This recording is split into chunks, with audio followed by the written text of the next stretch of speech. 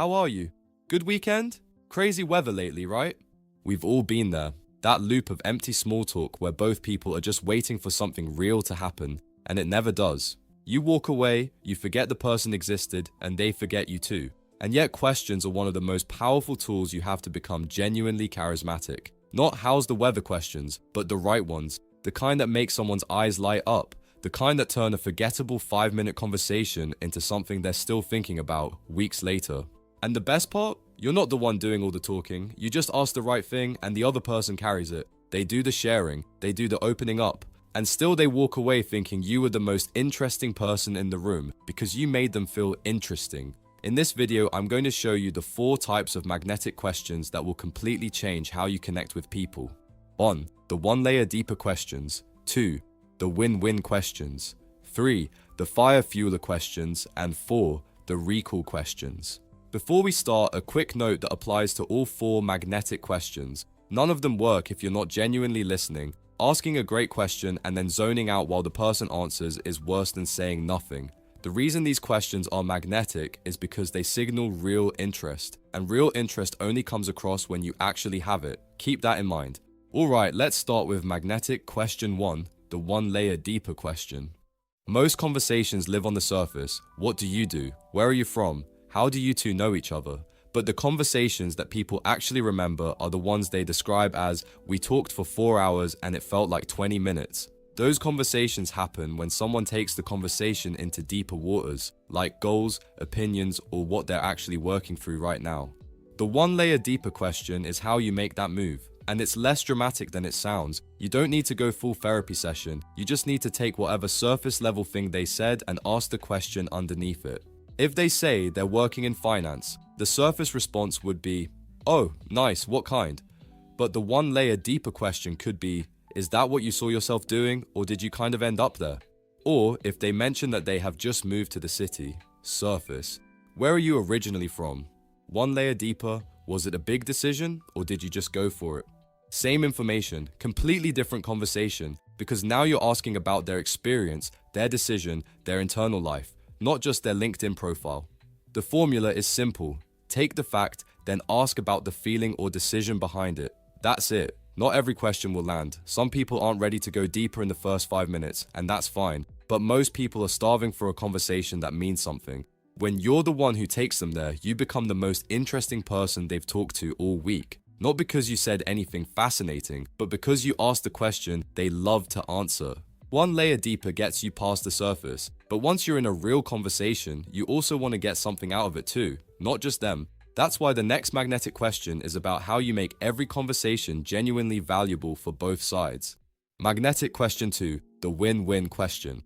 Have you ever walked away from a conversation feeling dumber than before? You might have had a bit of small talk, a bit of gossip, and maybe even a few laughs, but that's it. At the end, the conversation didn't make you feel any better and was just a waste of time. To become truly charismatic and have fulfilling conversations with family, friends, and even strangers, you need to use what I call the win-win question. The idea is simple. Find the overlap between what they know and what you want to learn, and focus on that.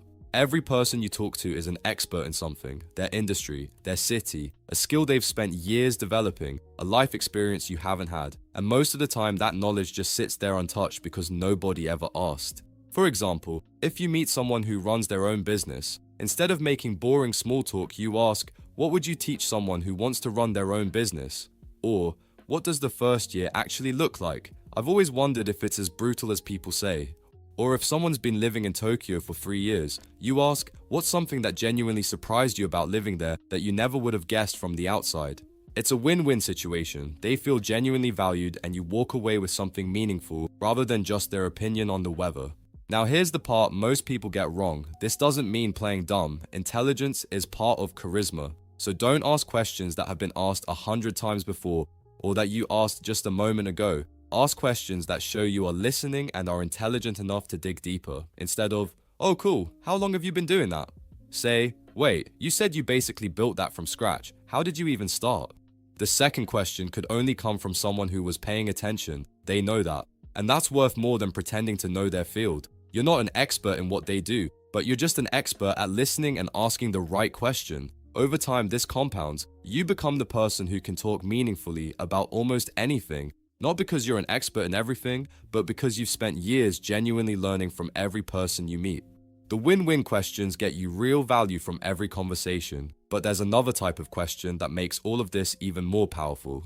Magnetic question 3, the fire fueler question.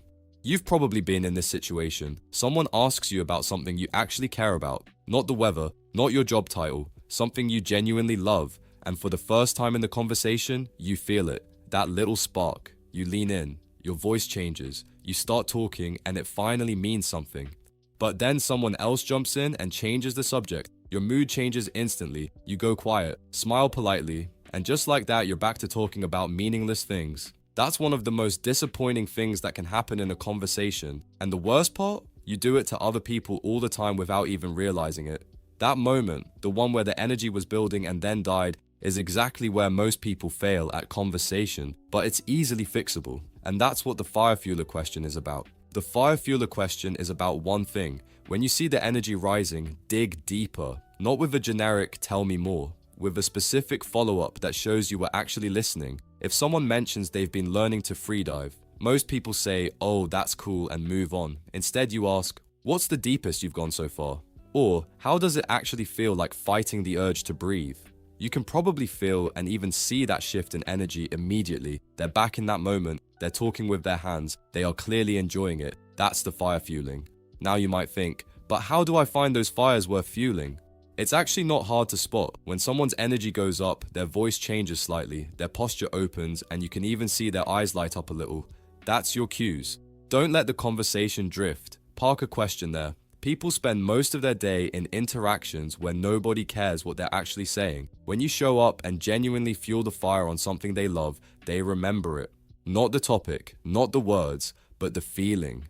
Just like that, you become the person they want to talk to again. And when that's the case and they get to talk to you again, you make yourself even more charismatic with magnetic question 4, the recall question.